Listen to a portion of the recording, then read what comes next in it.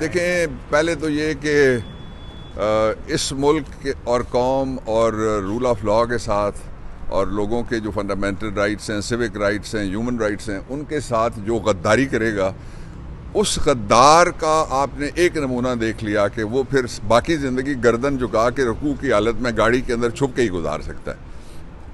اور اس پہ میں حیران ہو گیا کہ حکومت پاکستان نے یہ ثابت کر دیا کل اعلان کر کے کہ جو بھاگا ہوا قاضی ہے اس کے خلاف جو مظاہرہ کرنا ہے اس کا پرچہ وہ پاکستان میں درج کریں گے۔ اس سے یہ ثابت ہوتا ہے کہ لنڈن پلان تھا، اسی لیے شریف اور قاضی دونوں ایک ہی رات کو ملک سے بھاگے تھے۔ وہ واپس آئیں جائیں وہ چھپ کے رہیں گے۔ پاکستان کی پبلک جو ہے ان کو کبھی بھی معاف کرنے کے لیے تیار نہیں ہے دونوں کو۔ اس کے نتیجے میں پاکستان میں جو ہارا ہوا لشکر ہے اس لشکر کو اقتدار دیا گیا، اور کل انہوں نے جو لنڈن پلان ہے اس کو ثابت کرنے کے لیے حکومت نے یہ اعلان کیا ہے کہ قاضی والا جو وقوع نہیں ہوا بلکہ احتجاج ہوا ہے اس کے اوپر وہ پاکستان میں پرچہ کرنا چاہتے ہیں۔ میں ان کو 4 پرچے یاد دلانا چاہتا ہوں جس میں قتل ہوئے ہیں۔ پہلا پرچہ جو انہوں نے کرنا ہے اس کا فیصلہ اور فٹافٹ اس کا ٹرائل کرنا چاہیے اور لوگوں کو انصاف مل جو وہ ماڈل ٹاؤن والا پرچہ ہے، اس کا کیا بنا؟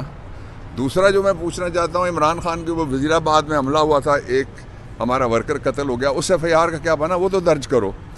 اور تیسرا لیاقت علی خان والی ایف آئی آر درج ہوئی، صرف رپٹ روزنامچہ درج ہوئی ہے، وہ بھی ایک محرر کی طرف سے تھانہ کوتوالی سٹی راولپنڈی میں، اس کا کچھ کرو۔ اور چوتھا یہ ہے کہ اپنے ایک یار کو جو انڈیا میں ہے اور ان کا سرپرست ہے، اور جب گنڈا پور کہتا ہے کہ افغانستان سے مذاکرات کرنا چاہیے تو وہ سارے کہتے ہیں او ہو غداری ہو گئی۔ اور ادھر خاتون کہہ رہی ہو ہاری ہوئی جو اپنی سیٹ، وہ کہتی ہے کہ انڈیا کو میں خط لکھوں گی، میرے تعلقات میں بحال کروں گی انڈیا کے ساتھ۔ اس پہ تو کوئی نہیں بولے یہ سارے، وہ جو لشکر تھا جو گنڈا پور کی طرف دوڑتا تھا اس وقت۔ اور جو آخری پرچہ ہے وہ یہ ہے کہ انڈیا کے ایک ایئر بیس کے اوپر اٹیک ہوا، انہوں نے انڈیا کی خوشنودی کے لیے یا اپنے اس یار کی خوشنودی کے لیے ہاؤس آف شریف نے، آپ کو یاد ہے، ATC گجرانوالہ میں پرچہ کیا تھا۔ اس لیے ان پرچوں سے کچھ بھی نہیں ہونے والا۔ دوسرا جو امپورٹنٹ ایشو ہے وہ یہ ہے کہ 26ویں آئینی ترمیم کے مستقبل کے بارے میں کل جو جسٹس اطہر من اللہ صاحب نے ججمنٹ دی ہے، میرا خیال ہے کہ انہوں نے منجی ٹھوک دی ہے، اس لیے کہ انہوں نے کہا ہے کہ کانسٹیٹیوشن کا جو آرٹیکل 8 ہے وہ گارنٹی کرتا ہے کہ کوئی بھی انسانی حق یا بنیادی حق یا سول رائٹ جو شہریوں کو دیا ہوا ہے کانسٹیٹیوشن نے واپس نہیں لیا جا سکتا۔ اور انہوں نے کہا یہ کیسا انصاف ہے، اور میں کہتا ہوں یہ کیسا منصف تھا جس نے سپریم کورٹ آف پاکستان کو سرنڈر کر دیا ایگزیکٹو کے نیچے۔ اب وہ جو منی لانڈرنگ والا ہے، یوں کر کے تقریریں کرنے والا ہے، وہ اکڑ بکڑ کر کے چیف جسٹس چنے گا، اور اس کے جو یہاں تک ڈوبے ہوئے ہیں سارے کے سارے مختلف مقدمات میں اور الزامات میں، وہ بیٹھ کے ہائی کورٹ کے ججز کو دیکھیں گے کہ انہوں نے سال ٹھیک کام کیا یا نہیں کیا۔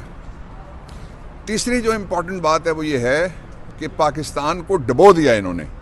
آنکھیں بند کر لینے سے نہ انڈیا واپس جائے گا، آنکھیں بند کر لینے سے نہ مغربی بارڈر پہ امن آئے گا، آنکھیں بند کر دینے سے نہ بجلی سستی ہوگی، آنکھیں بند کر دینے سے نہ ہی گیس کا بل لوگ وہ ادا کرنے کے قابل ہیں۔ ابھی کوئی تقریباً 250 ارب اور اپنے آئی پی پیز کو راضی کرنے کے لیے یہ پچھلے 24 گھنٹے میں پلان بنا ہے، اس کا لوڈ اور بوجھ وہ آپ پہ اور مجھ پہ ڈالا جا رہا ہے۔ آئی پی پیز وہ ہیں جن کو خربوں یہ دے چکے ہیں، اور آئی پی پیز وہ ہیں جو ان کے سب کے اپنے ہیں، سوائے کچھ کے جو کچھ فوجی فرٹیلائزر غالباً یا کسی اور کمپنی کے ہیں، مجھے نام نہیں پتہ اس لیے میں بتا نہیں سکتا، لیکن گروپ اس ٹائپ کا ہے جو پاکستان کا اندرونی ہے، اور باقی سارے پاکستان کے اندرونی ہیں، سوائے کوئی 3-4 قطر وغیرہ کے ہیں اور کوئی 7-8 جو ہیں وہ چائنا کے ہیں۔ تو یہ سارا کا سارا بوجھ پاکستان کے اوپر زبردستی لوگوں کی طرف منتقل کیا جا رہا ہے۔ اس کے خلاف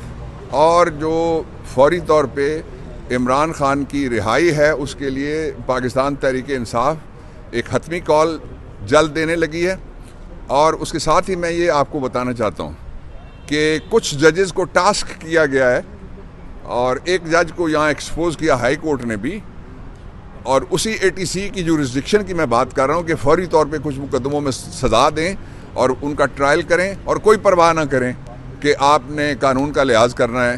یہ ہدایات دینے کے باوجود بھی کیسز 2 سینچریوں کے بجائے 100 سینچریاں میں بن جائیں. یہ لوگوں کے جو حقوق ہیں اس سے لوگ پیچھے نہیں ہٹیں گے, اور عمران خان 2 چیزوں سے پیچھے کبھی نہیں ہٹے گا. ایک, حقیقی آزادی کے سارے ادارے پاکستان کے آئین کے تابع ہیں, اور دوسرا یہ کہ فوری طور پہ انتخابات کروانے کے علاوہ کوئی راستہ پاکستان کو اسٹیبلٹی, استحکام دینے کا نہیں ہے. اور جن کا کام استحکام دینا ہے وہ جیلوں میں ہیں, اور جن کا کام لوٹ مار کرنا ہے وہ استحکام دینے کے دعوے کر رہے ہیں. یہ نہیں دے سکتی جو ان الیکٹڈ اسمبلی کی اکثریت, یعنی ہارے ہوئے لوگوں کی اکثریت ہے, جس کو اقتدار دیا گیا ہے. ہم جلد, ہو سکتا ہے آج یا کل, ہم ایک نیا لایا عمل جو ہے وہ دینے لگے. ایک یہ ہو گیا. دوسرا یہ ہے کہ یہ ثابت ہو گیا کہ اس کے سرپرست کہتے ہیں پاکستان میں پرچہ کریں گے. میں ان کو 4 پرچے یاد دلانا چاہتا ہوں. پہلا پرچہ تھا ماڈل ٹاؤن کا. اس کا کیا بنا بھائی, مجھے ذرا بتاؤ تو صحیح. اس میں قتل ہوئے تھے. اس میں کوئی قاضی رکوع میں نہیں گیا لوگوں کے پریشر کی وجہ سے, اور وہ جھکا نہیں ہے. اس میں قتل ہوئے ہیں باقاعدہ. اس کا کیا بنا. دوسرا میں تم سے پوچھتا ہوں, وزیر آباد میں عمران خان کے اوپر حملہ ہوا تھا, اس مقدمہ قتل کا کیا بنا, اور وہاں پہ ایک بندہ قتل ہوا تھا, ہمارا ورکر.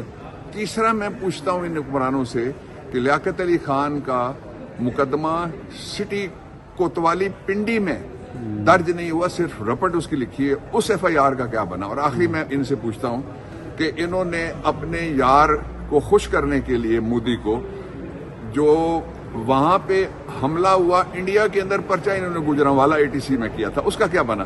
اس لیے یہ دھمکیاں مت دو, لوگ تم سے نہیں ڈرتے. سر یہ آپ بات کر رہے ہیں سر, اگر ہم کرنٹ سچویشن کی بات کریں, اس وقت عمران خان نے 2 ناموں کا نام منظوری کے لیے دے دیا جوڈیشل کمیشن کے لیے.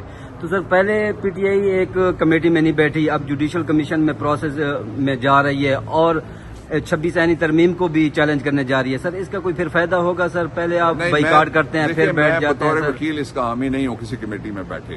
ان کے ساتھ چوروں کے ساتھ کیوں بیٹھے؟ جو مینڈیٹ تھیفس ہیں ان کے ساتھ PTI کو بیٹھنے کا میں مخالف ہوں. وجوہات میں اندر بیان کر سکتا ہوں, یہاں میں نہیں بیان کر سکتا, لیکن میں ذاتی طور پہ بطور وکیل اس کا حامی نہیں ہوں. نمبر 1. نمبر 2 یہ ہے کہ باروں نے چیلنج کر دیا, 3 باریں چیلنج کر چکی ہیں. کچھ انڈیویجل لائرز ہیں, انہوں نے ابھی تک نہیں کی 26ویں آئینی ترمیم کو سپریم کورٹ میں, اور اطہر من اللہ صاحب کی ججمنٹ کے بعد چانسز ہیں کہ سپریم کورٹ پورا بیٹھے اور 26ویں آئینی ترمیم کو ایگزامن کرے. جب ایگزامن کرے گا تو اڑا دے گا.